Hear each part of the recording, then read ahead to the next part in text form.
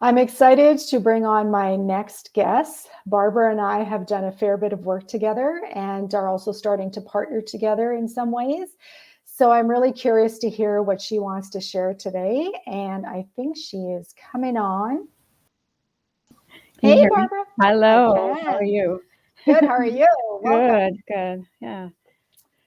So, Barbara, you've got a Mhm. challenging role in a challenging circumstance right now. I want to know if you could share a little bit with the listeners about why you choose to lead and perhaps a little bit about the environment in which you're doing that right now. For sure.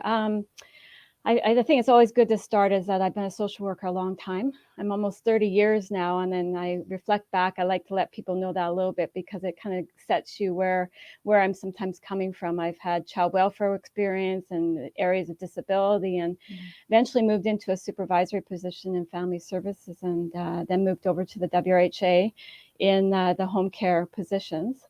It's been a stressful, busy time with so much unknown.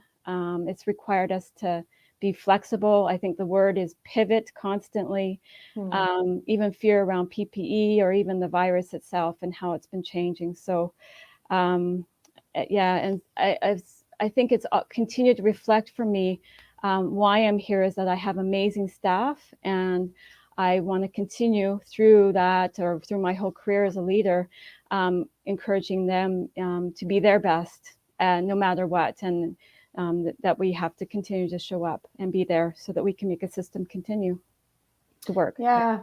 Thanks Mm-hmm. for sharing that. Mm-hmm.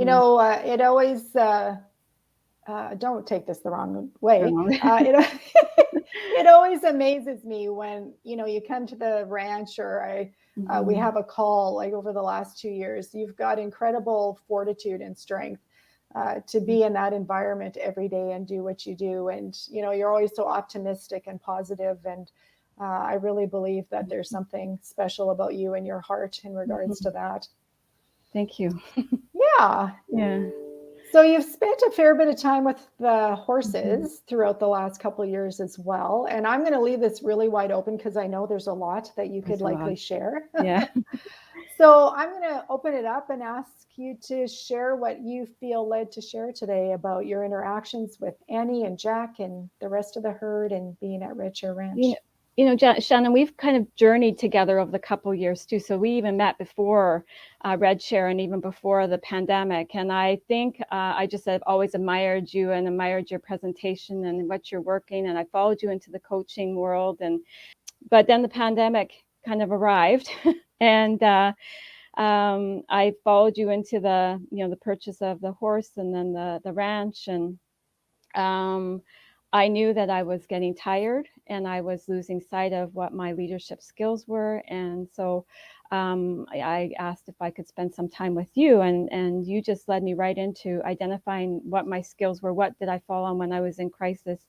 And then that leads my time with Annie, where and it and where do I start with that? I don't know if I knew what I was going to be doing except walking around. And if I can describe the round pin, and I was drawn to Annie to work with her, or she called me, and I think she literally called me over because Jack ignored me, and Annie was calling out and circling, and she began to circle, I think, quite assertively in the Mm-hmm. pen. And I think when I paused and reflected on that, I realized that what that felt like to what was turning for me was that's how I felt when I was entering in all those difficult conversations that I was having with my teams around the pandemic, around expectations, and that's how they almost presented, and I was reacting, and there was this whole tension being created between that and her running, and she was Yes, and calling out for help. Yeah. just for the listeners' benefit, you were on the outside of the I round was, pen while yes, she was doing yeah. that. Yeah, Just yeah. watching her thinking, what am I doing that this horse, and I can't do this. This horse is circling. And I was a little bit afraid, but more just like, wow, what's going on that I'm showing up like this and she's circling assertively around the pen. But then we called me over and you said, let's just pause for a moment. And you walked me through an exercise where I started to breathe again and brought my heart rate down, and Annie calmed down.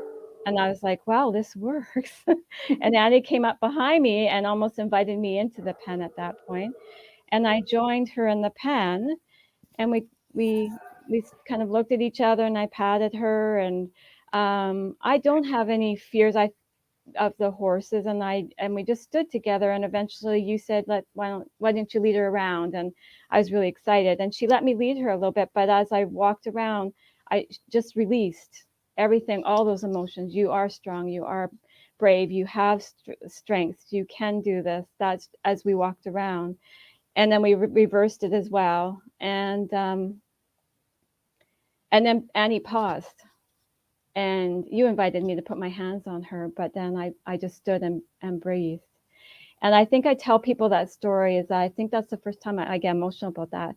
I think it's the first time I really breathed in the last 5 years, and without any other thing than just breathing, silence, peace in my inside. And so I use that moment often to calm. And before I go into meetings, I think of that time with her and that breath and that moment. And it's given me lots of strength and clarity with that. Yeah, she's so amazing. She's so wise. Yeah. I'm so grateful for her. Oh, thanks so much, Barbara. I really appreciate you sharing those vulnerable stories and joining me today. So thank you. You're welcome.